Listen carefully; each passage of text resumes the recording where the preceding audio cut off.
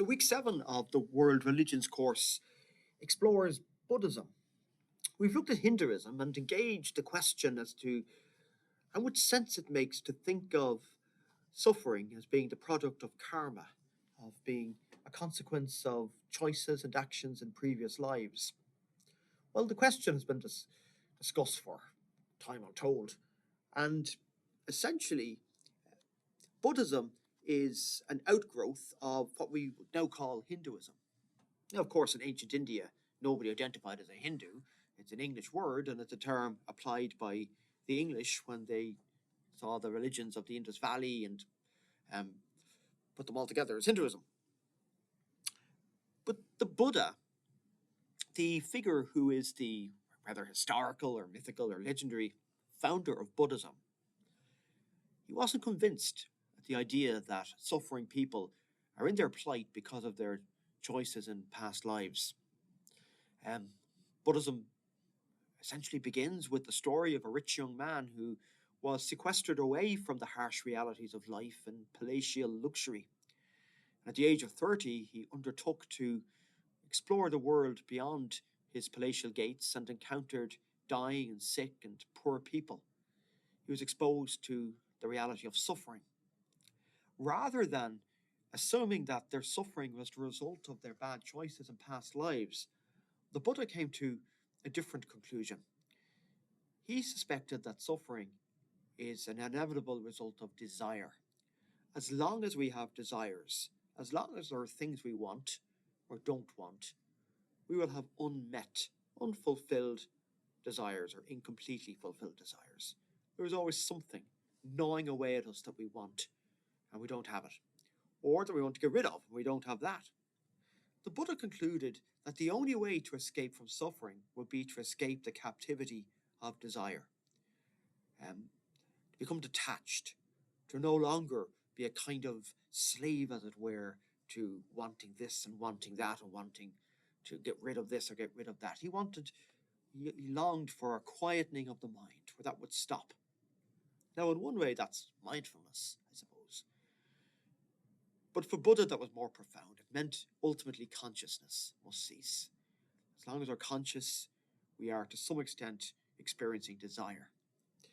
So the Buddha believed that the cycle of reincarnation would end when one becomes so detached that they're no longer trapped in desire, that they no longer want things, and they will then experience nirvana, kind of enlightenment.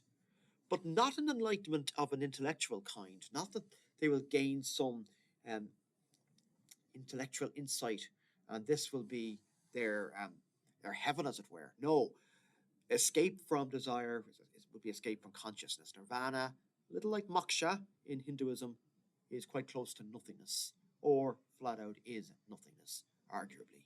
And that is the escape from desire.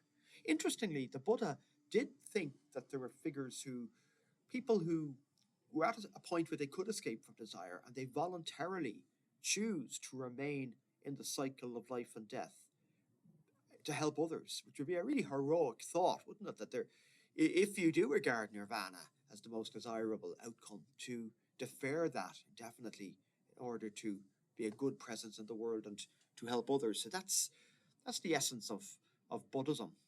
The Buddha, by the way, is not God. The Buddha is this young man, the 30-year-old aristocrat, Siddhartha Gautama, who leaves his paradisical home to experience suffering and death and sickness, see it in other people. That's the Buddha. And the legend said he sat for 40 years under a tree and contemplated this and experienced compassion when he saw little insects running around the tree and saw them living and dying and all the rest of it.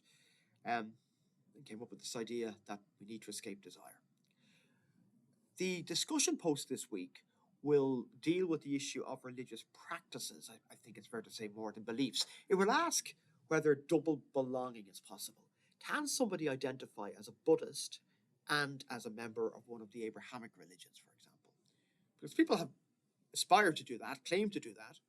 One is Paul Nitter, a Christian theologian at Xavier University in Cincinnati, who has written books about being Christian and Buddhist. He believes that in Buddha and Christ, he finds much commonality, a sense of dying to the self, rising above the ego and the desire, etc. But also, this would raise the question of practices. Surely Christians can use meditation in their prayers. And when we look historically at some of the practices of Christian spirituality, like monastic celibacy, monks and nuns living a celibate lifestyle in community, suspiciously like the far older form of monasticism in Buddhism, and praying with beads. Those beads were used in the Far East in the prayers of monks and nuns. Have we been incorporating aspects of Buddhism into Christian prayer practices for centuries? And can and should that continue in our time? Through, as I say, transcendental meditation, yoga, Reiki therapy, for example. Now, on the other hand, there are those who will argue that these are not compatible with a Christian worldview, even as practices, they're not compatible. For example, that transcendental meditation isn't prayer because it's not conversation with God, so much as a stilling of the mind, which results in opening oneself up to, well, to who knows what. So some would argue that this leaves us vulnerable to sinister, even demonic kind of presences. So you come to your own conclusions, of course, on this. Can one be a member of one of the Abrahamic faiths and still incorporate either Buddhist beliefs or Buddhist practices into one's spirituality? I really look forward to seeing the case you make one way or another.